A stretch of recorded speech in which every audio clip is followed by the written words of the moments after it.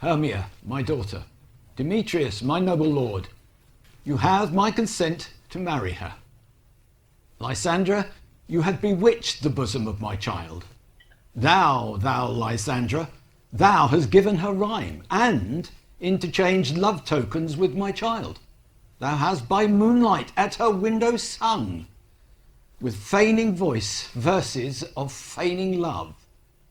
With cunning hast thou filched my daughter's heart, turned her obedience, which is due to me, to stubborn harshness, and, be it so she will not consent to marry Demetrius by the ancient privilege of Athens, as she is mine, I may dispose of her, which shall be either to this gentleman or to her death.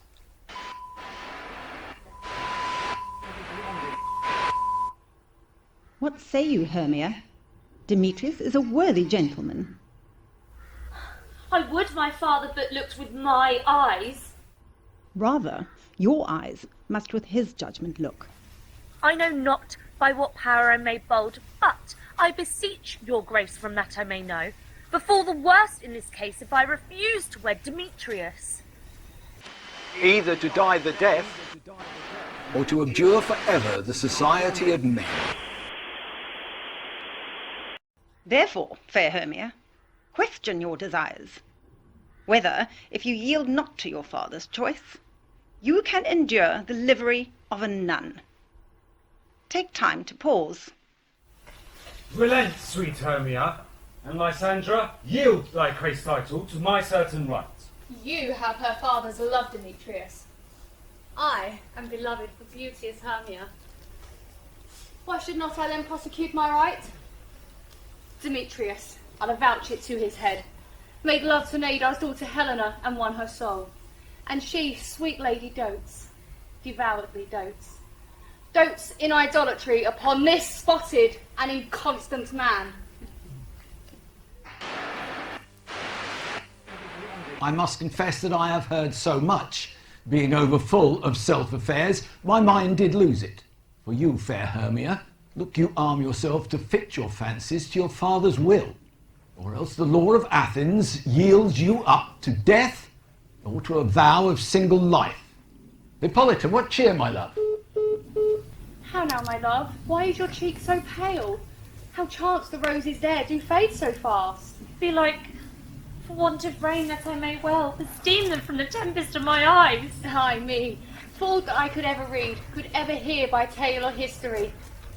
The course of true love never did run smooth, therefore, hear me, Hermia. I have a widow aunt, a dowager. From Athens is our house remote 7 leagues, and there, gentle Hermia, may I marry thee. From that place the sharp Athenian laws cannot pursue us, and if thou lovest me then, still forth by father's house tomorrow night, and to the wood, a league without the town, there I will stay for thee. Oh, my good Lysandra, I swear to thee by Cupid's strongest bow, in that same place thou hast appointed me, truly will I meet with thee. Keep promise, my love.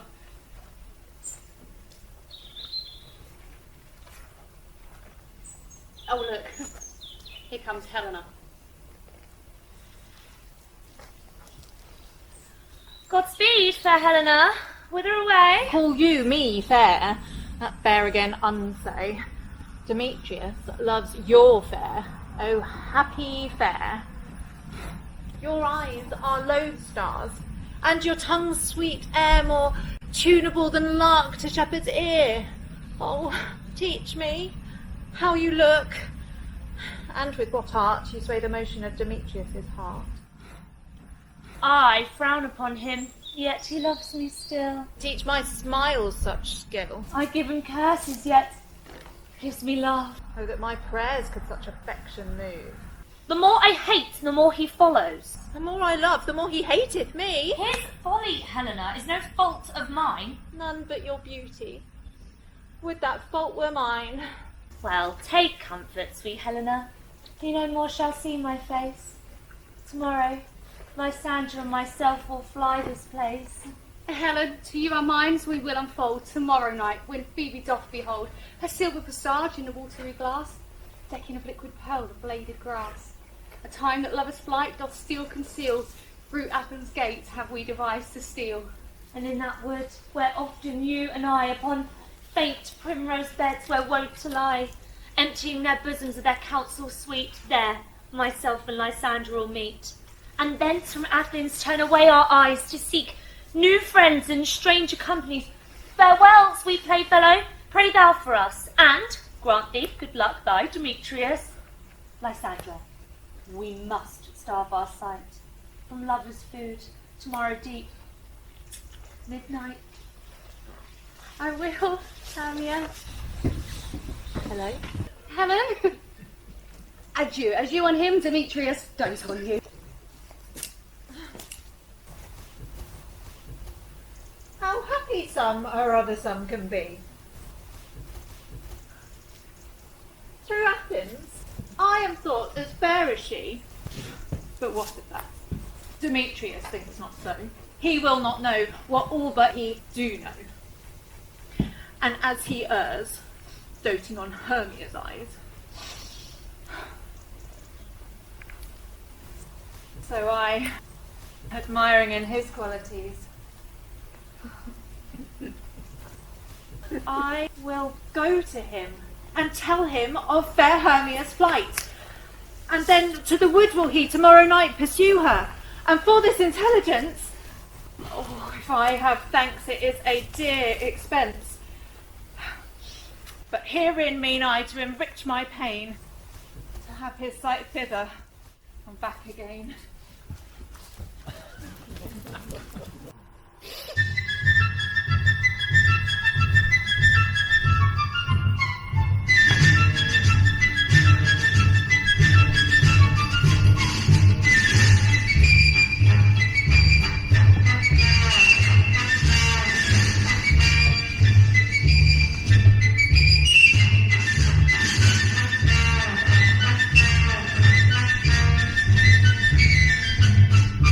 Is all our company here? Right, brilliant. Our play is the most lamentable comedy and most cruel death of Pyramus and Thisbe. Here is the scroll of every man's name that is thought fit through all Athens to play in our interlude before the Duchess and the Duke on his wedding day at night. Now, answer as I call you. Nick Bottom, the Weaver. Ready? Name what part I am for, and proceed. You, Nick Bottom, are set down for Pyramus. Oh, be he a lover or a tyrant? Oh, a lover that kills himself, most gallant for love.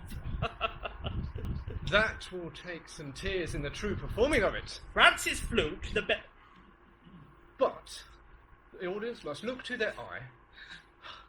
I shall move storms. I shall condole in some measure. To the rest. Francis Flute. However, my chief humour is that of a tyrant. I shall play a part that will tear a cat to make all split. Francis Flute, the raging rocks, the shivering shocks, shall break the locks of prison gates. And Phoebus' car shall shine from afar and make and mar those foolish fates. Wow, that was lovely. Oh, yes, name the rest of the players. Francis Flute, the bellows mender. Flute, you must take Thisbe on you. Thisbe? What is Thisbe? A wandering knight? Oh, no. It is the lady the Pyramus must love. Let me not play a woman. I have a beard coming. Well, that's all one. You may play it in a mask, and you may speak as small as you will. And I might hide my face. Let me play Thisbe too. I shall speak in a monstrous little voice. Thisbe! Well, hang on a minute. I don't know what that means. Pyramus, dear lover, dear lady. I don't think it's going to work, really. Aye, Thisbe, dear lady, dear. No. You must play Pyramus and Flute you, Thisbe. Well, Snog, the joiner. You, the lion's part. Myself, Thisbe's father. and I hope here is a play fitted. Is the part of the lion already written? Because if it be, I pray you give it me, because I am a slow of study. That's all right, you can do it extempore, for it is not but roaring. Let me play the lion too. I shall roar. Let the Duke say, let him roar again. Let him roar again. And you should do it too terribly, that you would fright the Duchess and the ladies, that they would shriek, and that were enough to hang us all. That would hang us all, every mother's son.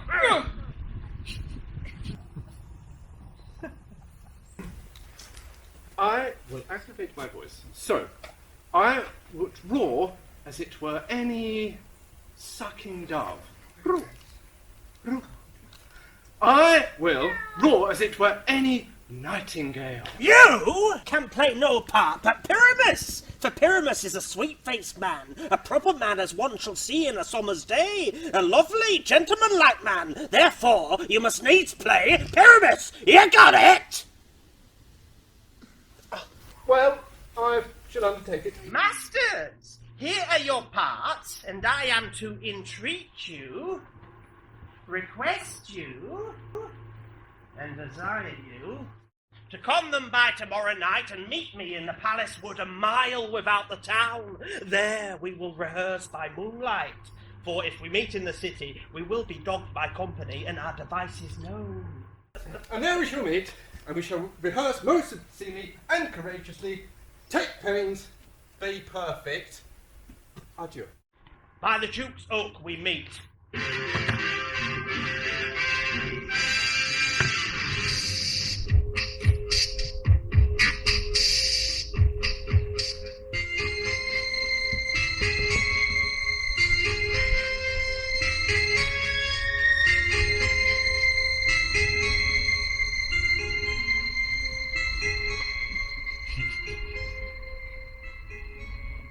Over hill, over dale, for a brush or a briar.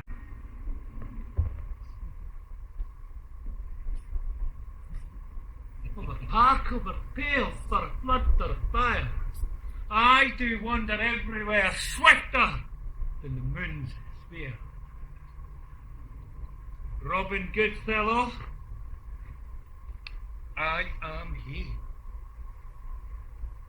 Frights the maidens of the villagery.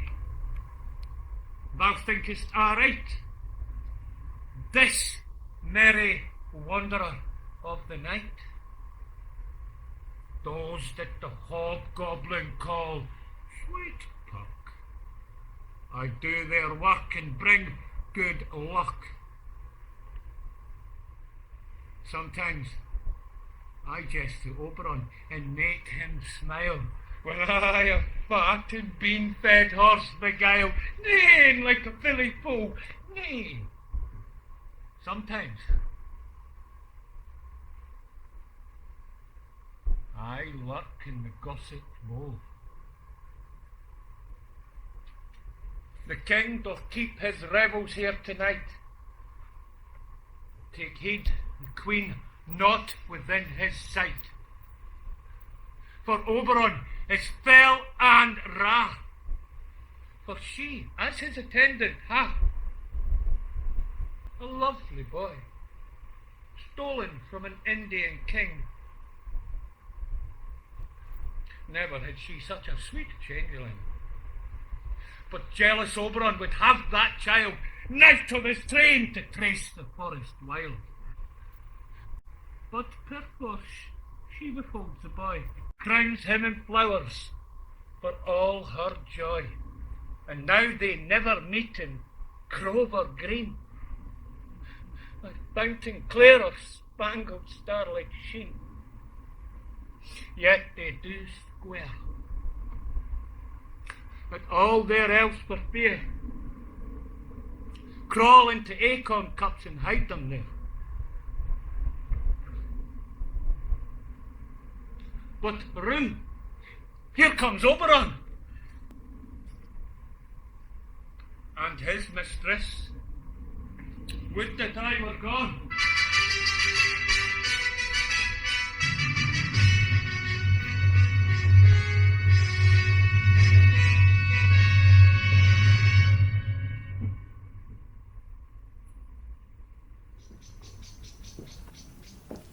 still met by moonlight, proud Titania. Jealous Oberon. Very sixpence. I have forsworn his bed and company. Tarry, rash wanton, am not I thy lord? Then I must be thy lady. But why art thou here? Come from the farthest step of India, but that forsooth the bouncing Amazon. Your buskin mistress or warrior love to Theseus must be wedded, and you come to give their bed joy and prosperity. How canst thou thus for shame, desire? Glance at my credit with Hippolyta, knowing I know thy love to Theseus. I do but beg a little changeling boy to be my henchman. Set your heart at rest. The fairyland bides not the child of me. His mother was a votress of my order, and in the spice engine there by night, full often has she gossip by my side. And it is for her sake I rear up her boy, and for her sake I will not part with him. How long within this wood intend you stay? Perchance till after Theseus' wedding day. But if you will patiently wait in our round and see our moonlight revels, then come with us. And if not, shun me, and I will spare your horse. Give me the boy, and I will go with thee. Not for thy fairy kingdom. I will away. I shall chide downright if I longer stay. Well, go thy way, thou shalt not from this grove till I torment thee for this injury. My gentle puck, come hither. Fetch me the flower, the herb I showed thee once. The juice of it on sleeping eyelids laid will make a man or woman madly dote upon the next live creature that it sees. Fetch me this herb. Be thou here again, ere the Leviathan can swim a league. I'll put a girdle around about the earth in 40 minutes.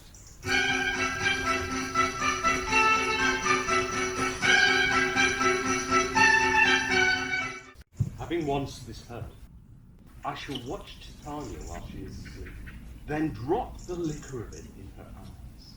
The next thing then she waking looks upon, she shall pursue it with soul and love. And ere I take this charm from off her eyes, as I can take it with another herb, I shall make her render up her page to me.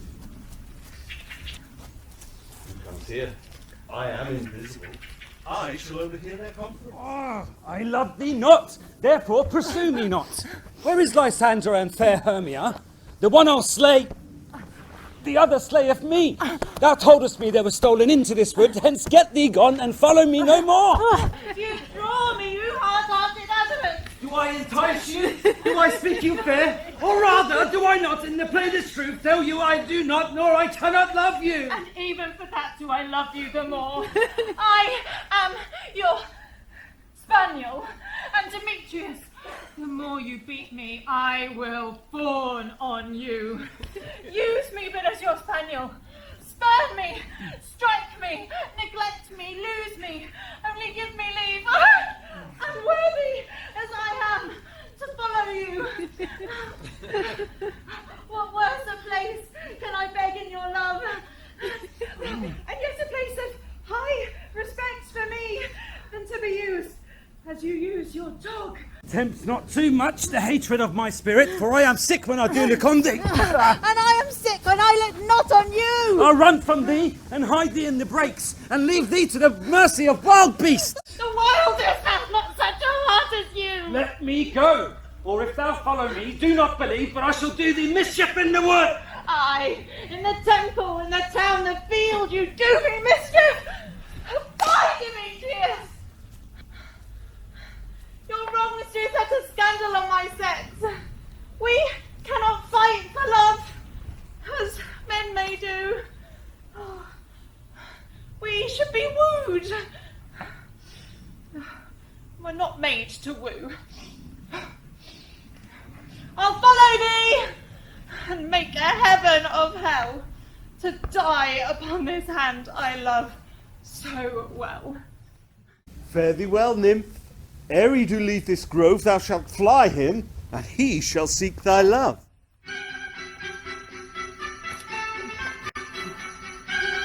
Hast thou the flower, welcome wanderer? Aye. There it is. I pray thee, give it me. I know a bank where the wild thyme blows, where oxlips and the nodding violet grows. There sleeps Titania sometime of the night, lulled in these flowers with dances and delights. And with the juice of this I shall streak her eyes and make her full of hateful fantasies. Take thou some of it, and seek through this grove. A sweet Athenian lady is in love with a disdainful youth. Anoint his eyes, but do it when the next thing he espies may be the lady. Thou shalt know him by the Athenian garments he hath on. Affect it with some care, that he may prove more fond on her than she upon her love. Meet me thou here again, the first cock crows. Fear not, my king. Your servant shall do so.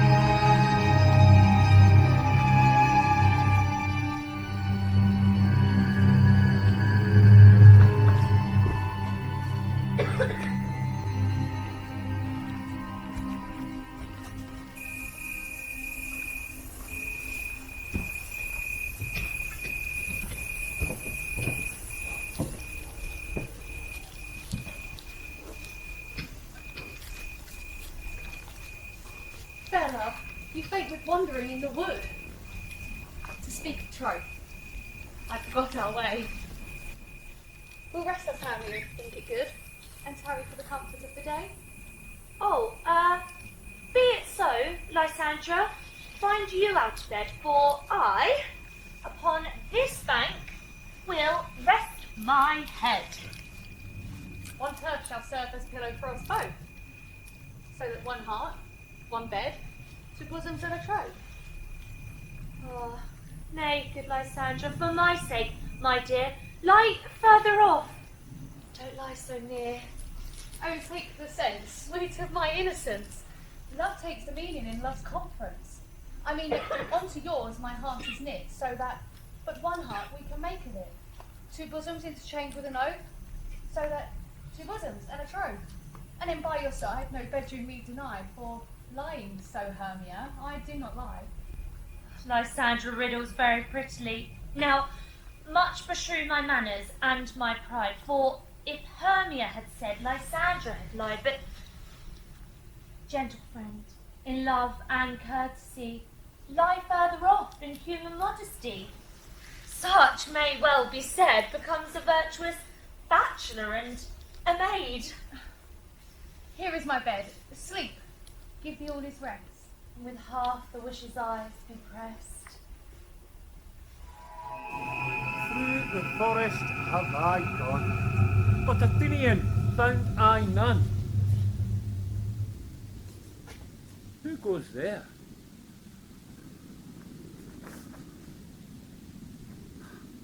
This is she, my master said.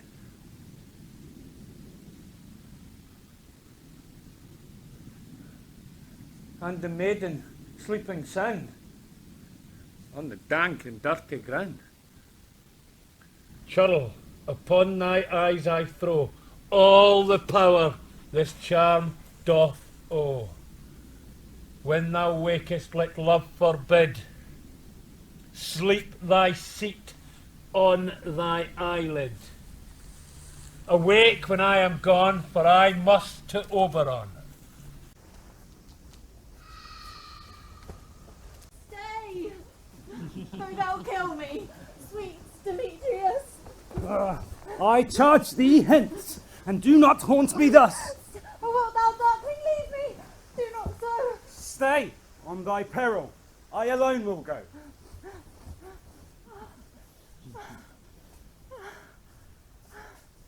Oh, I am out of breath in this fond chase. The more my prayer, the lesser is my grace. But who is here?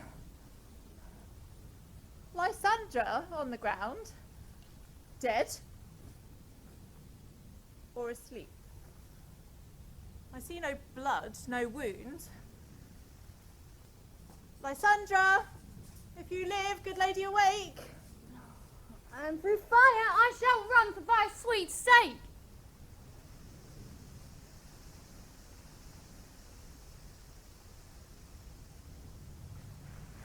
Transparent Helen. Nature shows art, and through thy bosom makes me see thy heart. Where is Demetrius? Oh, how fit a word is that vile name to perish on my sword. Do not say so, Lysandra, say not so. What though he loves your Hermia? Lady, what though? Yet Hermia still loves you, so be content. Content? With Hermia?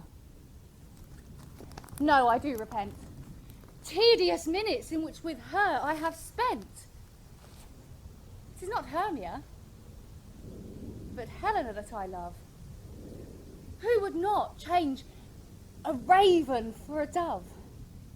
The will of man is by his mercy swayed, and reason says that you are the worthier maid. Things that grow are not ripe until their season, so that I, being young until now, ripe not to reason, and touching now the point of human skill, reason becomes the marshal to my will that leads me to your eyes where I overlook love stories written in love's richest book. Wherefore was I to this keen mockery born? When at your hand did I deserve such scorn? Good troth you do me wrong. Good sooth you do, in such disdainful manner me to woo. But fare you well, perforce I must confess, I thought you, lady, of more true gentleness.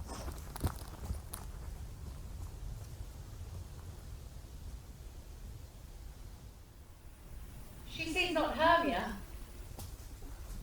Hermia, sleep thou there, and never mayst come Lysandra near. For as a surfeit of the sweetest things, the deepest loathing to the stomach brings, so thou my surfeit and my heresy, of all be hated but the most of me, and all my powers address your love and might, to honour Helen and be her knight. Oh, what a dream was here! Look, Lysandra, look how I did you with a beard. Lysandra? What, removed? Lysandra, Lord! Gone?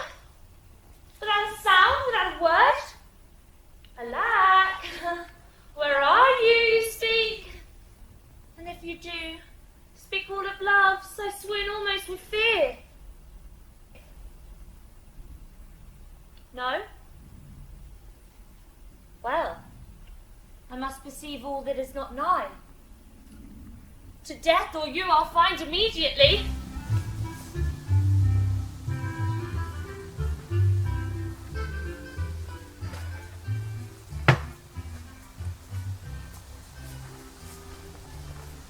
Are we all met? Yeah?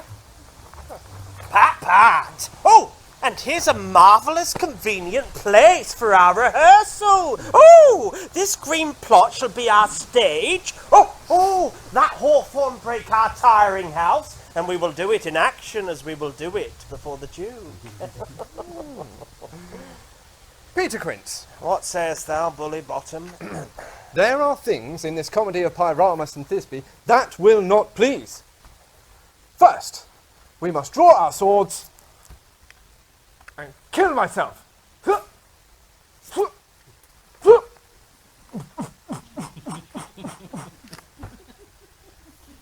Which this lady will not abide. What lady? This lady. What lady? This one. That one there? This one. Oh, See, no, with no, the no. hat. This one. That's a man. But she has bosoms of a lady. Anyway, how answer you this? Well, I believe we should leave the killing out when all is done. Not a whit. I have a device that will make all well.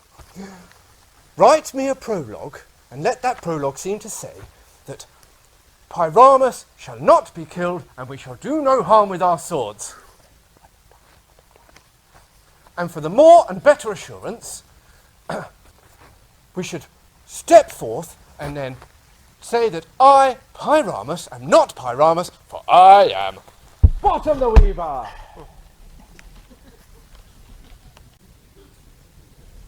And that will put them out of fear.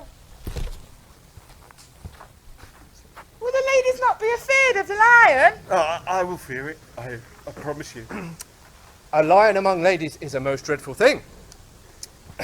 Nay, she herself must speak through, saying thusly, ladies. Ladies?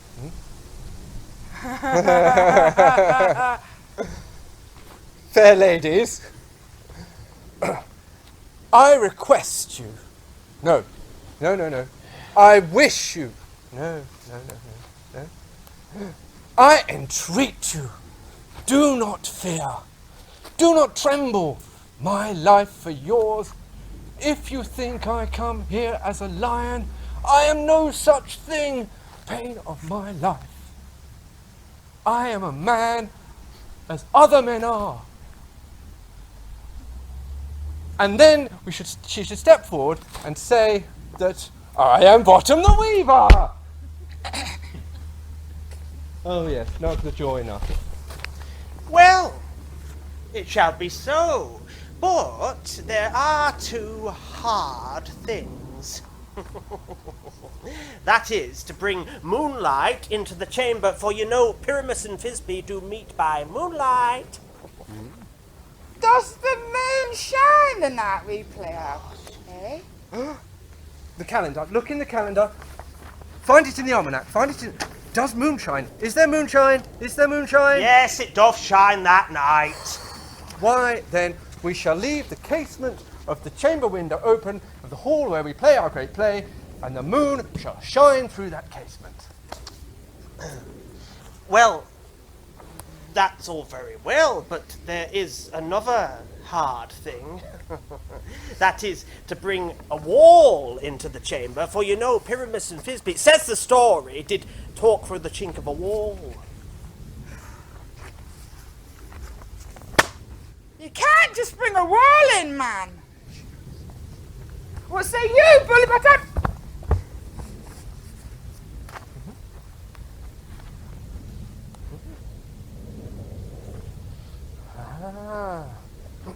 I have it. Right, follow me. Right. We should get some man or other to represent wall. And then they shall hold their fingers thusly, so Pyramus and Thisbe may whisper through the chink.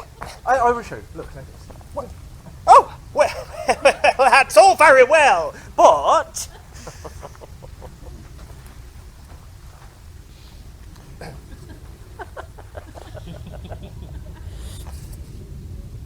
That is all very well. What do you think? I think we should rehearse. Yes. Okay then. Let's all sit down, every mother's son, and rehearse our parts.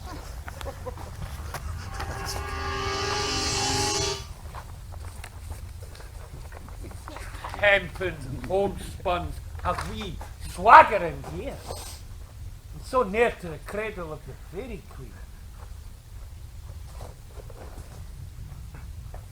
What the play! I'll be an auditor. An actor too, perhaps, if I see cause.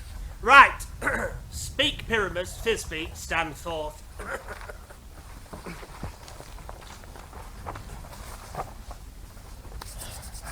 All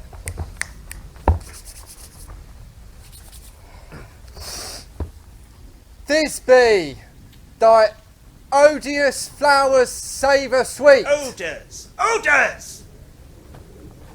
That orders savour sweet, orders. But, dear Thisbe, wait here but a while, for I shall return, and by I will be back soon. Never a stranger Pyramus did I see. Must I speak now? Aye, marry must you, for you must understand he goes but to see a noisy herd, then is to come again. Most radiant Pyramus, most lily white of hue, I'll meet thee, Pyramus, at Ninny's tomb. Ninus tomb, man! Why, you must not say that yet, that you speak to Pyramus. You say all your part at once, cues and all!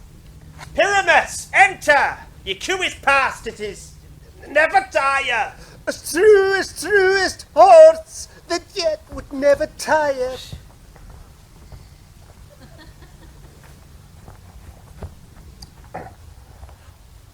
Thy Thisbe, my lover dear, Thisbe dear.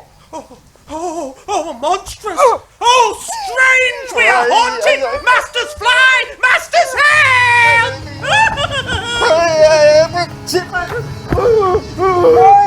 Why do you run? This is knavery! Oh, bottom, you are changed! What is this ass head I see on thee? What do you see? You see an ass head of your own, do you?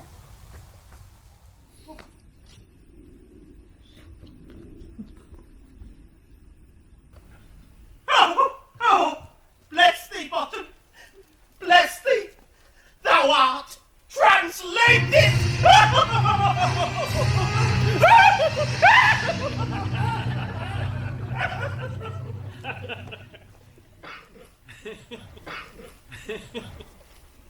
I see their knavery.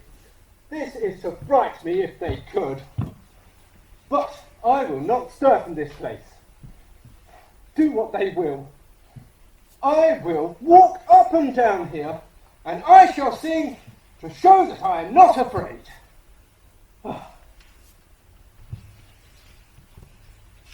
I'll tell you what I want, what I really, really want. So tell me what you want, what you really, really want. I'll tell you what I want, what you really, really want. I wanna. Ooh. Angel, wakes me from thy flowery bed. I pray thee, gentle mortal, sing again. My ear is much enamoured to thy note, and mine eye is enthralled to thy shape. And thy fair virtuous force doth move me on this first view to say, not to swear, I love thee! Oh, methinks, mistress, you have no reason for that. However, if you find that truth and reason and love do not keep good company nowadays, never keep good company. Thou art as wise, thou art beautiful. No, never. Although if I had enough wit to get out of this wood, I have enough to serve thy own. Do not desire to go. Thou shalt remain here, whether thou wilt or no. I am a fairy of no common rate. The sun still doth tend upon my state, and I do love thee. So go with me. Come, I'll give thee fairies to attend on thee. I'll lead you to my bower. The moon, methinks, looks with a watery eye, and when she weeps, sweeps every little flower, enforcing some enforced chastity. Come, I'll tie up my lover's tongue, and lead him side with thee.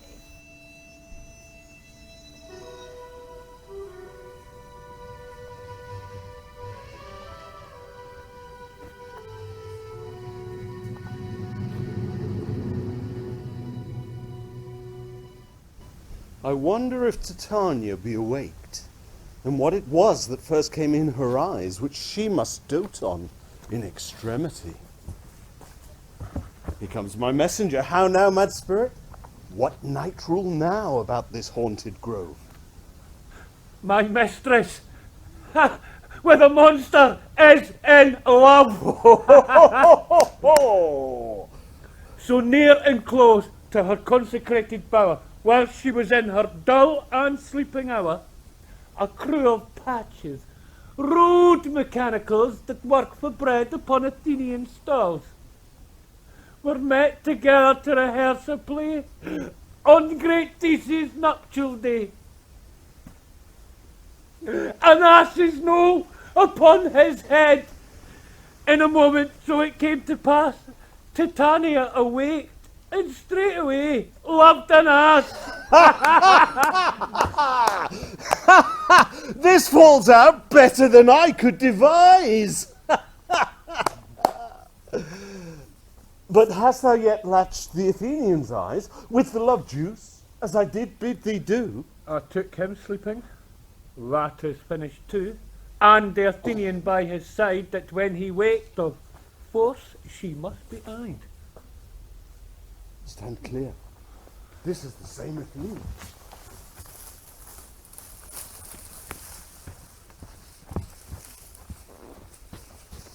This is the woman, but not this the man. Oh, why rebuke you him that loves you so? Lay breath so bitter on your bitter foe. Oh, if thou hadst slain Lysandra. But thou cannot have murdered her. So a murderer looks so dead, so... Ugh! So should the murdered look, and so should I. Pierced through the heart with your stern cruelty. What's this to Lysandra? Where is she? Good Demetrius? Wilt thou give her to me? I had rather give her carcass to my hounds. You spend your passion on a misprized mood. I'm not guilty of Lysandra's blood, nor is she dead, for aught that I can tell. Well, pray thee, tell me that she is well. And if I could, what should I get therefore?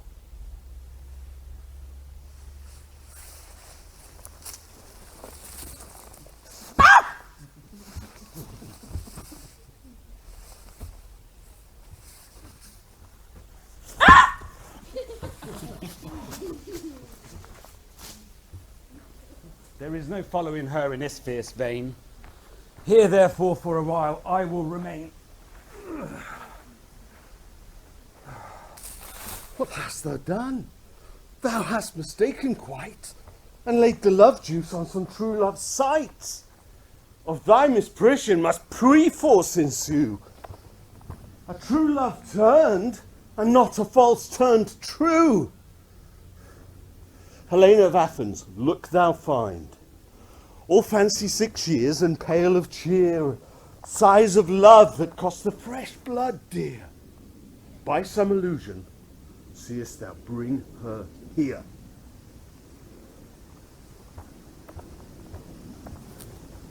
I go, look how I go. Swifter than the Tartar's bow.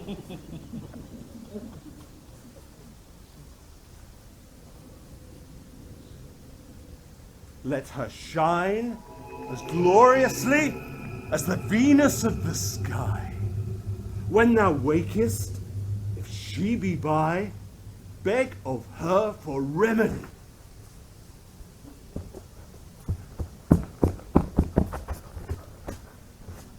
Helena is here at hand, and the youth mistook by me. Lord, shall we the fond pageant see? What fools these mortals be! Stand aside, the noise thy make will cause Demetrius to awake. Why should you think that I should woo in scorn? You do advance your cunning more and more. These boughs are Hermia's. Would you do her o'er? Weigh oath with oath, and you will nothing weigh. I had no judgment when to her I swore. Demetrius loves her, and he loves not you. O Helena, goddess, nymph, perfect, divine, to what, my love, shall I compare thine eye? Oh, how ripen show thy lips, those kissing cherries tempting. Oh, spite! Oh, hell!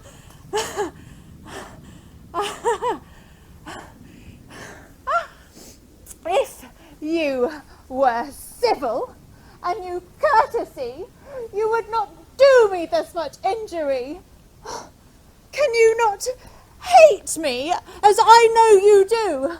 But you must join in souls to mock me too. Demetrius, you are unkind, be not so. For you love Hermia. This you know, this I know. And with all goodwill, with all my heart. In Hermia's love, I yield you up my part. Never did mockers waste more idle breath. Lysandra, keep thy Hermia. I will none. If ever I loved her, all that love is gone. My heart to her but as guest wife sojourned, and now to Helen is at home returned, there to remain. Thou not by mine eye, Lysandra, found mine ear. I thank it, but why unkindly didst thou leave me so? Why should she stay? Who loved off pressed to go? What love could press Lysandra from my side? Lysandra's love, who would not let her bide, fair Helena, who more in gilds the night than all you fiery O's and eyes of light. You speak not as you think, it cannot be. Lo! She is one of this confederacy! Now I perceive they have conjoined all three to fashion this false sport in spite of me. Furious Hermia! Most ungrateful maid! I am amazed at your passionate words, but I do not scorn you. You scorn me.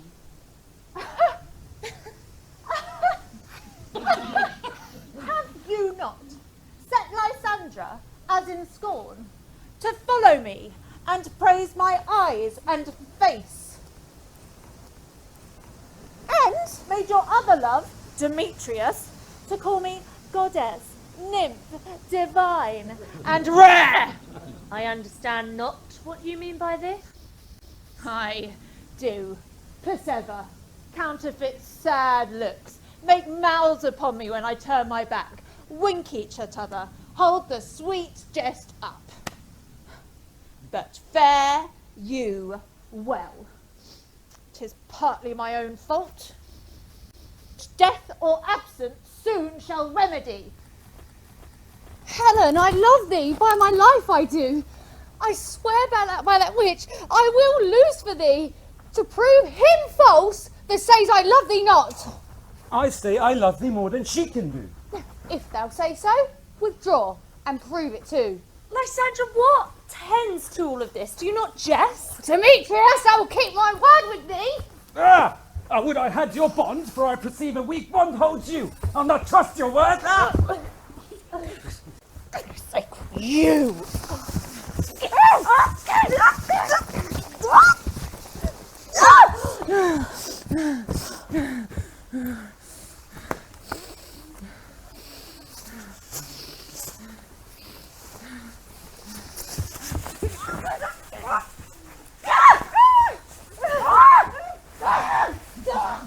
Titania! Do not be so bitter with me! I am the one to love you, Hermia! But never keep your counsels, never wronged you! Say that. In love to Demetrius, I did tell him of your stealth unto this wood. And now, so you will let me quiet go. Who's it that hindered you? A foolish heart, that I leave here behind. What with Lysandra? With Demetrius! Be not afraid, Helena. She shall not harm me. No, sir, she shall not, sir. You take her part. Oh, when she is angry, she is keen and shrewd. She was a vixen when she went to school, and though she be but little, she is fierce. Ah! Why do you suffer to flout me thus? Let me at her! Get gone, you dwarf, you minimus of not grass made, you bead, you acorn. I will not trust you, nor longer stay in your cursed company. Your hands than mine are quicker for a fray. My legs are longer, though, to run away. Oh, I am amazed! And I know not what to say. This is thy negligence. Still thou mistakest, else committest thy knaveries wilfully. Forgive me, King of Shadows, for I mistook. But did you not tell me I would know the man by the Athenian garments he had on? And so far, I am blameless in this enterprise, that I had anointed an Athenian's eyes. And I'm glad it did so, sir, for their jangling I esteem sport. Thou seest these lovers seek a place to fight. I, therefore, Robin, overcast the night. Lead these lovers so astray till over their brows death counterfeiting sleep with laden legs and batty wings doth creep. And crush this herb into Lysandra's eyes, whose liquor hath such virtuous properties that when she wake, this dream's derision shall seem a fruitless vision. Whilst I in this affair do thee employ, I'll to my queen and beg her Indian boy. I then shall her charmed eye release from monsters' view, and all things shall be peace. My fairy king, this must be done with haste. We shall effect this business ere day.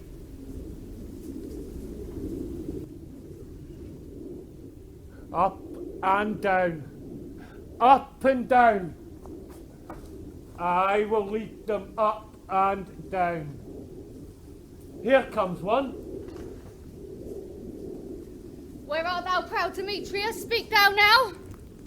This way, villain, drawn and ready. Where art thou? I will be with thee straight. Follow me then to plainer ground. Lysandra, speak again, thou runaway, thou coward. Art thou fled? Fled? Speak, in some bush. Where dost thou hide thy head? Thou coward! Bragging to the stars, telling the bushes thou lookest for wars. Yea, art thou there? Follow my voice. We'll try no manner here.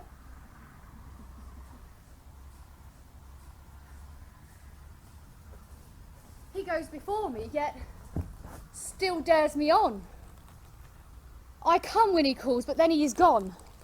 The villain is much lighter heeled than I. As fast as I follow, faster he did fly. I'm fallen, am I now in dark, uneven way? Here will rest me. Come now, gentle day, for if but once thou show me thy grey light, I will find Demetrius, and I'll revenge this spite.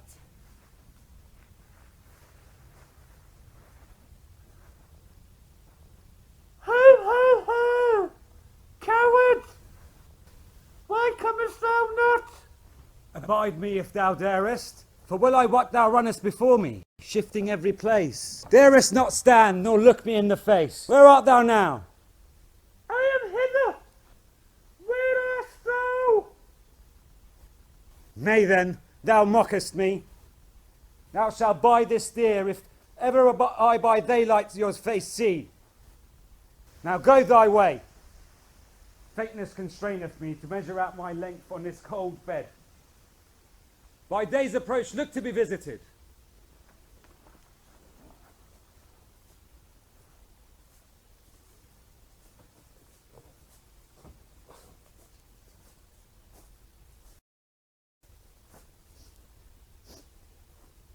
Oh, weary night. Oh, long and tedious night. Abate thy hour. Shine comforts from the east.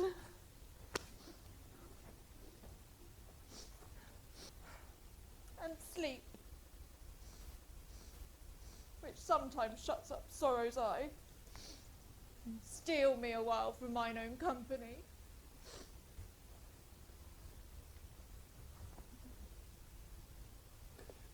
Yet but three. Yet but three. Come one more. Two of both kinds make up four. Here she comes, cursed and sad. Cupid is a knavish lad, enough to make poor me female sad. Never so weary, never so in woe. I no further crawl and no further go. Here, will I rest me to the break of day. Heaven shield Lysandra if they mean a fray.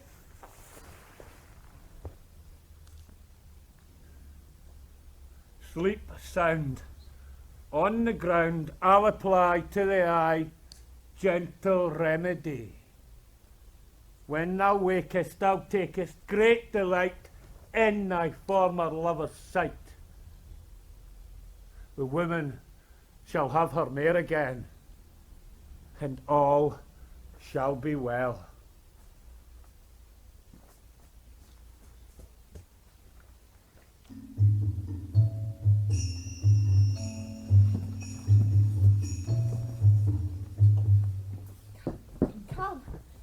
Come, sit thee down upon thy flowery bed, and while I thy amiable cheeks do coy, and stick moss roses in thy sleek, smooth hair, and I'll kiss thy lad, fair is, my gentle joy. Methinks I am marvellously hairy about the face. Yet I'm such a tender ass. If a hair do but tickle me, I must scratch. Wilt thou hear some music, my sweet love? I have a reasonable ear for good music. Or tell me what thou desirest to eat. Truly, I could eat your good dry oats, although I must say I have a desire for a bottle of hay. Oh, good hay, sweet hay hath no fellow. I pray, let none of your people disturb me. I've an exposition of sleep come upon me. Sleep, thou sweet love, for I shall wind thee in thy arms. Oh, how I love thee, how I dote on thee.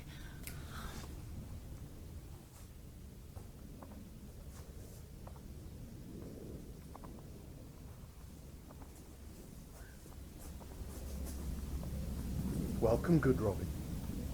Seest thou this sweet sight? Her dotage now I do begin to pity. For meeting her of late behind the woods, I did ask of her changeling child, which straight she gave me, and sent her fairies to bear him to my bower in fairyland.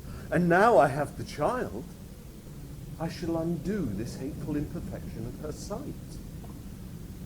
And gentle Puck, remove this transformed scalp from the head of this Athenian swain, that he, awaking when the others do, shall back to Athens and once again repair, and think no more on this night's accident, but as a fierce vexation of a dream. But first, I will awake the fairy queen.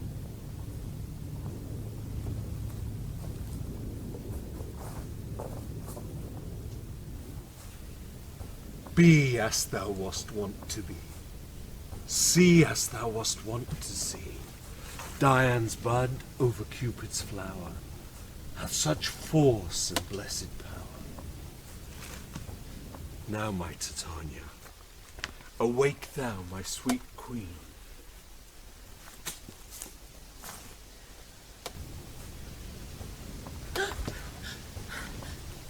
Oh, my Oberon! What visions have I seen? I thought I was enamoured of an ass! There lies thy love. Oh, how this night came to pass. Oh, how I loathe this visage now. Sound music. Now thou and I are new in amity, and shall tomorrow midnight solemnly dance at Duke Theseus's house triumphantly. My fairy king, attendant Mark, I do hear the morning lark. Then, my queen, in sad silence trip we over the night shade. We the globe can compass soon, swifter than the wandering moon. Come, my lord, and in our flight, tell me how it came this night that I, sleeping here, was found upon the dank and dirty ground.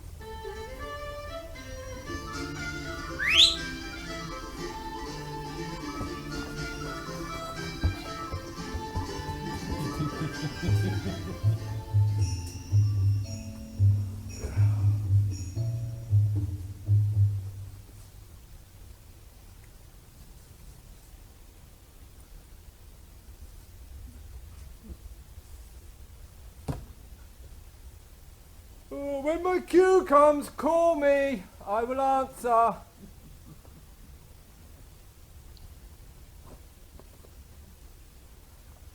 My next is for most fair Pyramus. Hey ho! Peter Quince! Flute, the bellows mender. Snug! God's my life, hence speed, they've left me here sleeping. I have had a most rare vision. I have had a dream past the wit of man that man can explain.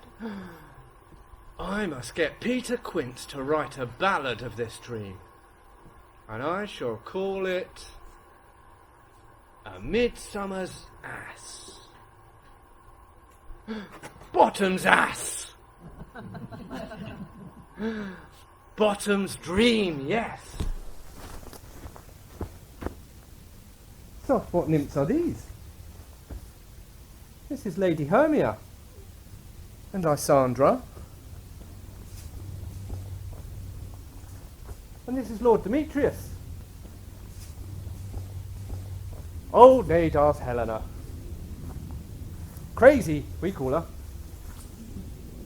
Wake up. Hello. Good morning. Cockle-doodle-doo. Good morning. Please rise, get up. Pardon, sir? Sir, I shall reply amazedly. Half asleep, half waking. But as yet, I cannot truly say how I came to be here. But as I think, for truly would I speak, I came with Hermia hither. Our intent was to be gone from Athens, where we might without the peril of the Athenian law.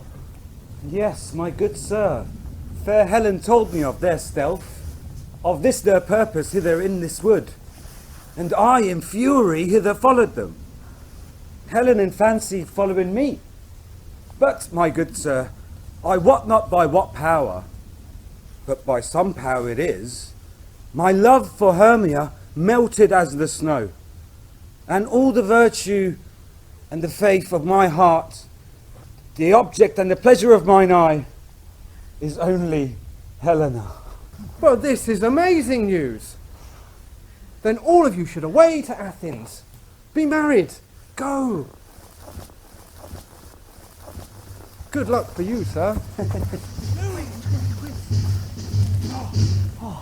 Have you sent the Bottoms out? Has he come home yet? He cannot be heard of.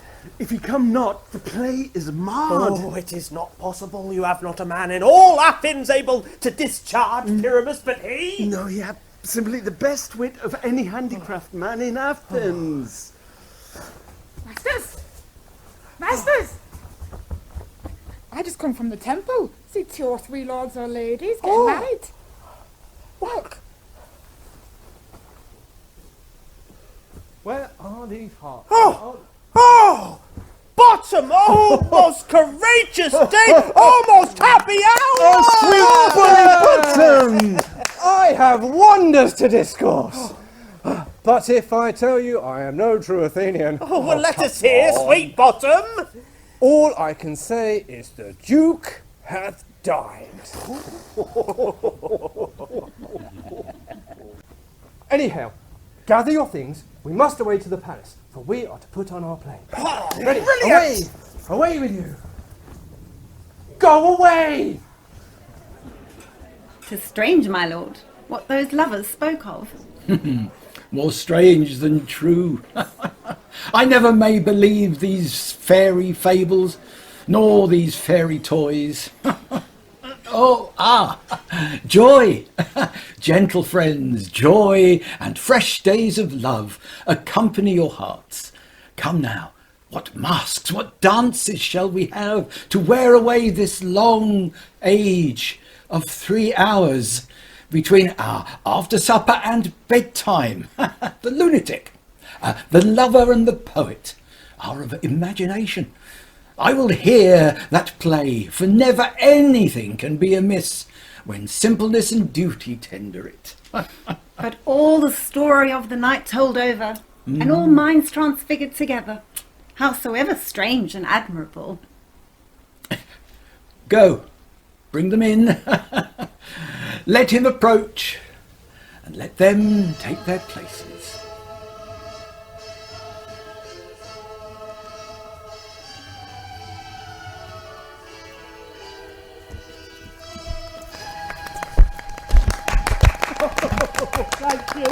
Thank you. If we offend, it is with our goodwill. The actors are at hand, and by their show you shall know all you are like to know. Gentles, perchance you wonder at our play. Well, wander on till truth make all things plain. This man is Pyramus, if you would know. This beauteous lady is Thisbe, here to entertain.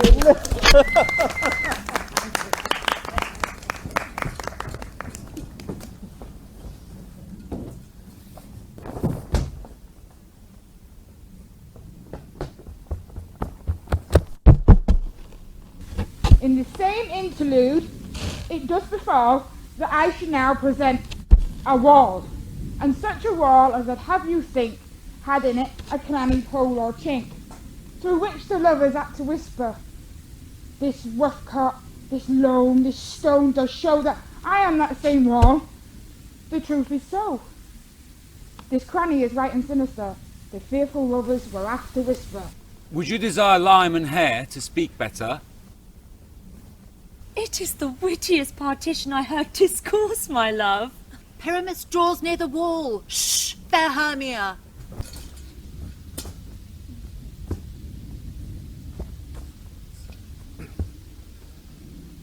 O grim-looked night! O night with you so black! O night that is when day is not! O night, o night! Alack, alack, alack!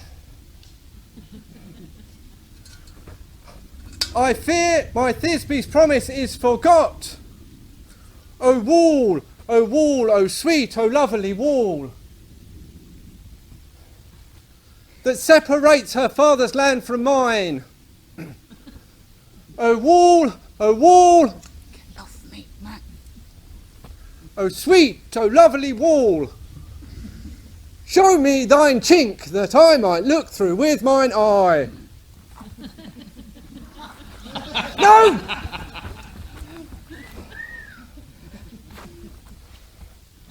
Thine chink!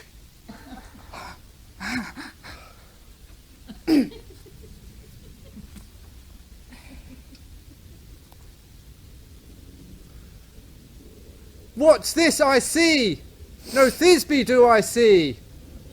O wicked wall, for hiding me from my bliss. I curse thy stones for thus deceiving me. The wall, methinks, being sensible, should curse again? No, I think I'll find deceiving me is this view to come on, then I look through the wall, and then she comes on. Shush!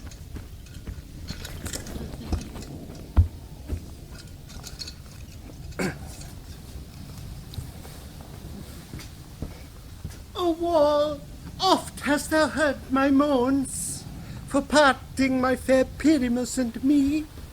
Oft have I kissed these stones with lime and hair knit upon thee. But hark!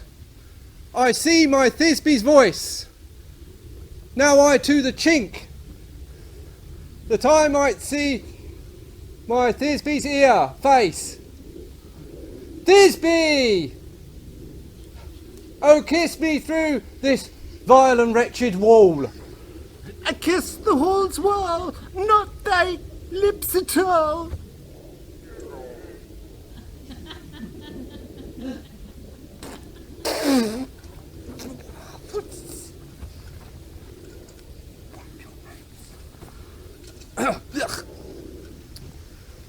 Oh, Thisbe! Wit shoot away, and meet me by candlelight tomorrow day. Tide life, tide death, I come without delay.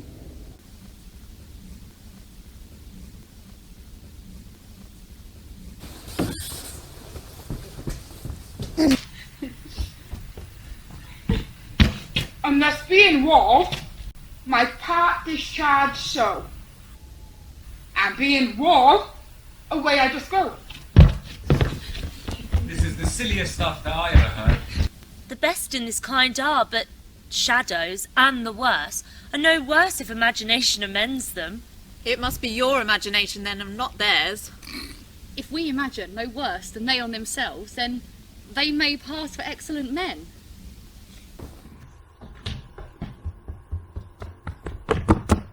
You, ladies, you whose hearts do fear the most monstrous mouse that does creep upon the floor, and perchance you doth fear and tremble and quake as the wild lion doth roar.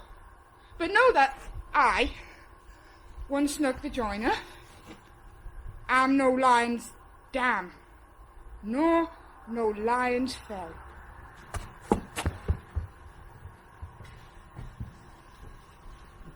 This is old Ninny's tune. Where is my love? Well run, lion! Well run, Thisbe! And so the lion vanished.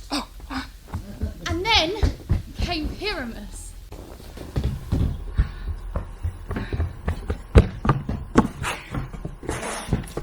This lanthorn is the moon. I, the man in the moon. So it would be. I am weary of this moon. Proceed, moon. All I have to say is that this lanthorn is the moon. I, the man in the moon. This thorn bush is my thorn bush. And that dog is my dog.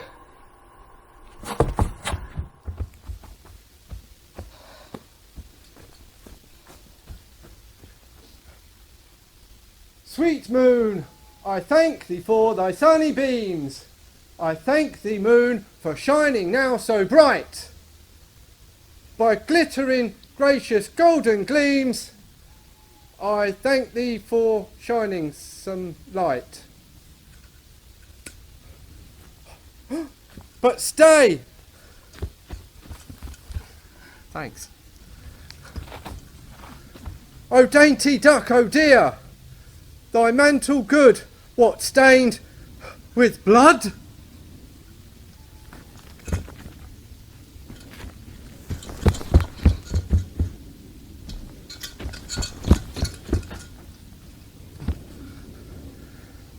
Cut, thread and thrum, crush, quail, conclude and quell.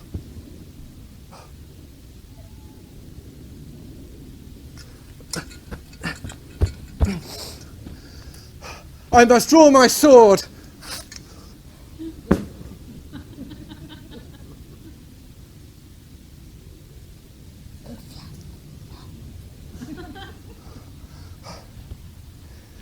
I must wound thy pap, thy left pap, that doth hop.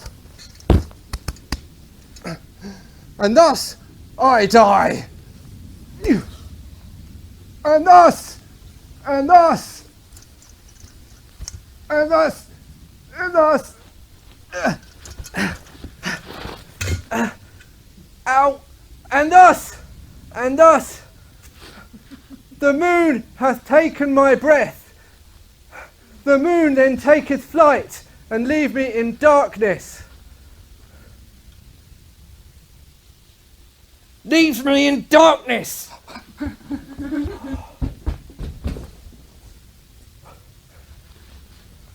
And now I die! And die! And die! And die! This passion and the death of a friend could come near to make a man or woman sad. I hope she will be brief. Asleep, my dove? What? Dead, my dove? Oh, Pyramus, arise! Arise! A tomb shall cover thy eyes. These my lips, this cherry nose, these yellow cowslip cheeks are gone, they're gone. Lovers make moan. Lovers make moan. These eyes were green as leeks, tongue not a word. And so trusty sword. I lost the sword, use the flower. Come, blade my breast imbrued, farewell, friends. Thus Thisbe's end. Adieu, adieu, adieu. Oh, Jesus.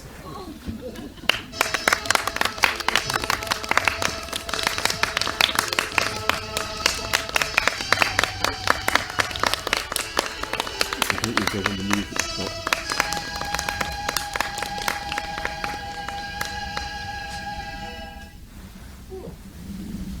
Ah, my lord! I pray you wish to see the epilogue. No epilogue, I pray you, for the play needs no excuse. Never excuse when the players are all dead. There needs none to be blamed. The iron tongue of midnight hath told 12. Lovers to bed. 'Tis almost fairy time. This palpable gross play hath well beguiled the heavy gate of night. Sweet friends, to bed. Adieu.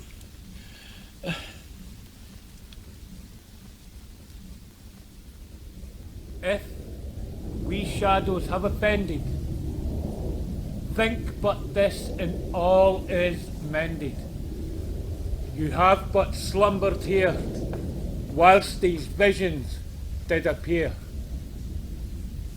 And this weak and idle theme is no more yielding than a dream. Gentles, if you pardon, do not reprehend. We will mend. And as I am an honest puck, if we unearned luck to now scape the serpent's tongue, or make amends ere long, or else puck a liar call. So good night unto you all. Give me your hands if we be friends, or Robin shall restore amends.